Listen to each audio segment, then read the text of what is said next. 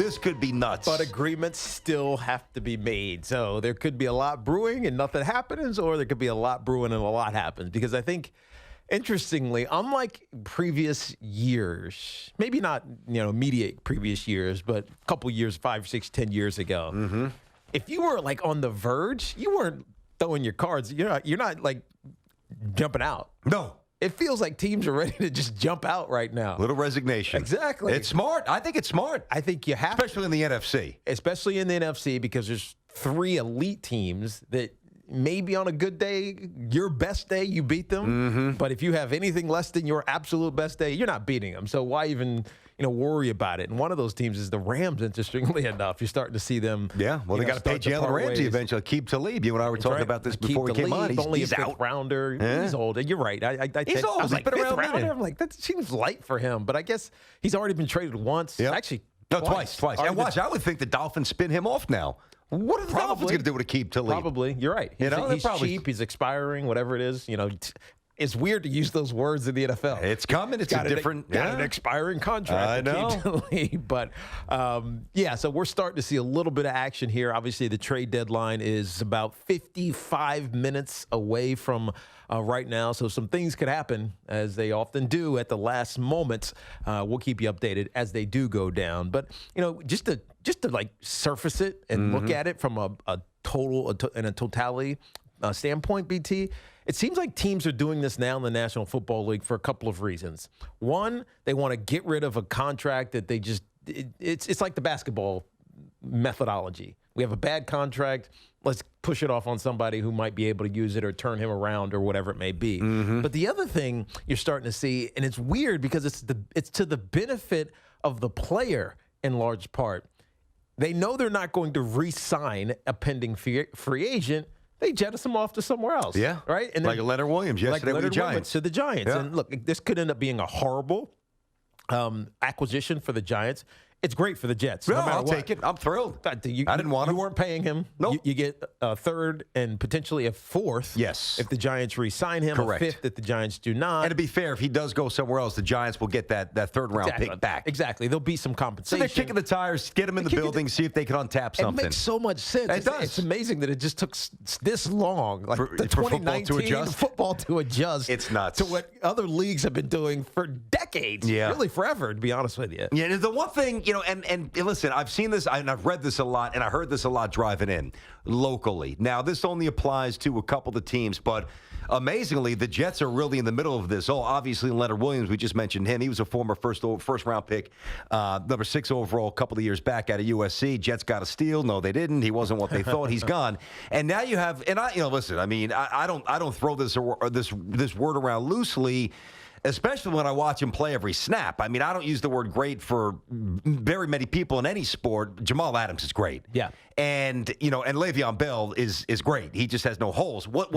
Here's the one thing, because I heard Jet fans calling up WFAN today, and I think they were so wildly off base. Saying what? Philosophically, I think they're wrong. They're saying, why would you trade Jamal, and why would you trade Le'Veon Bell? Because no matter what you get back in terms of draft equity, you will not be able to replicate that in the draft and get something that is commensurate with Jamal Adams' ability and Le'Veon Bell. And you know what? They're right. That's not the point. That's illogical. Well, that's the wrong way to look at it. What you should do is try to take the draft picks that you get back, and don't waste it on a safety. Don't waste it on a running back when there's 5 guys around the league who were studs, who were drafted in the middle rounds. We all know their names. Kareem Hunt's coming back, by the way. Kamara, I know he's hurt. He's one of them. You look all around, there's running backs all over the map that weren't drafted in the first round. That are going to be free agents, to your point. And yes, and even the recent bit of history tells us that even the ones who aren't free agents, based on the way they play on Saturday, the transition will be easy on Sunday. Yeah. So you don't try to get a safety like Jamal Adams or a running back like Le'Veon Bell.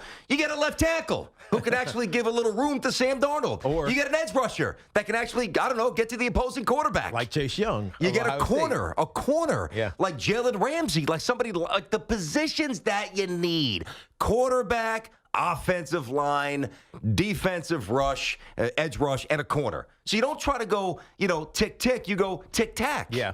It's just different. Yeah, it is so different. If they want to trade them, trade them. Yeah, no, I wonder who is, because there's a couple of teams, to our point about, like on the verge of being good, maybe they're a little bit away, but could be thinking about next year as opposed to this year. And again, we're only 7 games Let's in. identify, Right? name names. Who do we got? So there's 4 that jump out to me. Okay. The Lions, who are at, I don't even know what they're 500 because they have the tie. They're 3-3-1.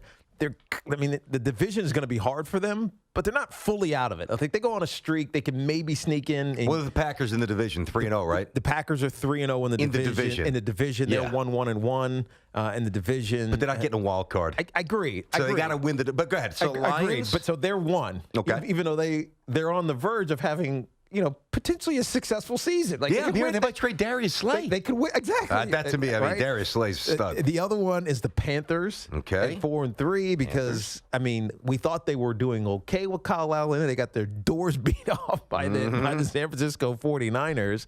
The Rams are another one that we identified. And then in the AFC, an interesting one, a crazy one, is the Texans, right? You're starting to hear, notes or intimations. Yeah, intimations that they're putting DeAndre Hopkins. Yeah, we heard that yesterday. Available, and it's like, is that what you're going to do to Deshaun Watson? I don't really understand that one, unless there's something that they see that we don't. That one doesn't make sense. That's the only one that doesn't make sense to me. There are things percolating around trading a star, even though they're still competitive. Hell, they're basically tied for the lead in the division with the Colts. Obviously, they have a game lost, so they're half a game behind them because they've played one more game. And they same number of wins, 5-3 to 5-2. And so, it's interesting because I don't know what the mindset of these GMs are and what their plan is going forward. You used to not think about a plan. You used to think about right now. Yeah, they're starting to think about a plan, which is interesting. It's more like a chess match than it's ever been in the NFL. Yeah, and I like it, and I also lament it, because now what happens is you just wind up wasting seasons. You become so willing and so and so accepting you're right. of a lost season. We're not even halfway through. And BT, that's why I hate it. That's why you say you don't like it. I hate it because you never know what's going to happen. The Baltimore Ravens, what year was that? 2015. Talking about when they won the wild card and won the championship. Yeah, or just won the wild card. Won the wild card. Yeah. They weren't great. Yeah.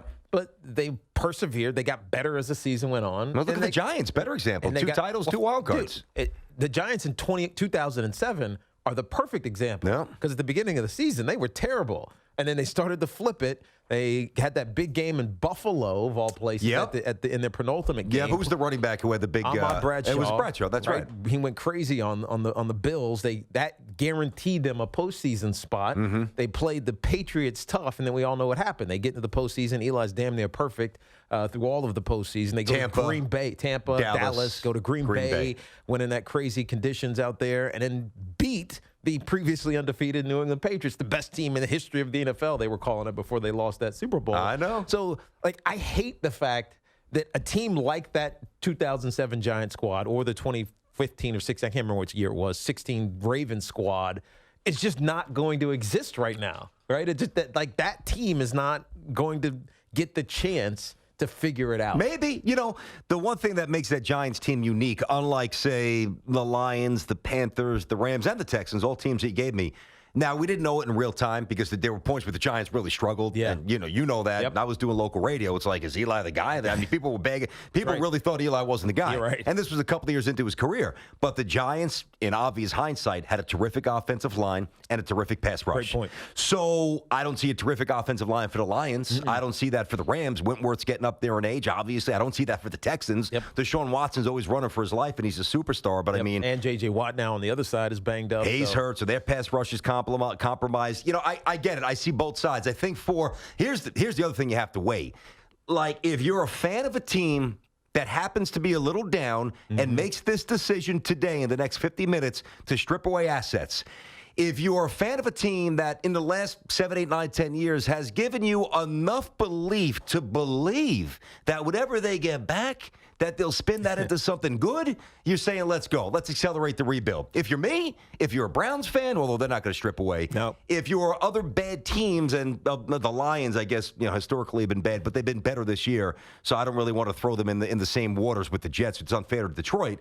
You might have a little bit of a mixed bag. With the Panthers, you probably have enough conviction in their recent decade worth of evidence to probably go along with the plan and say, okay, this is new, but maybe my team is equipped to make this work.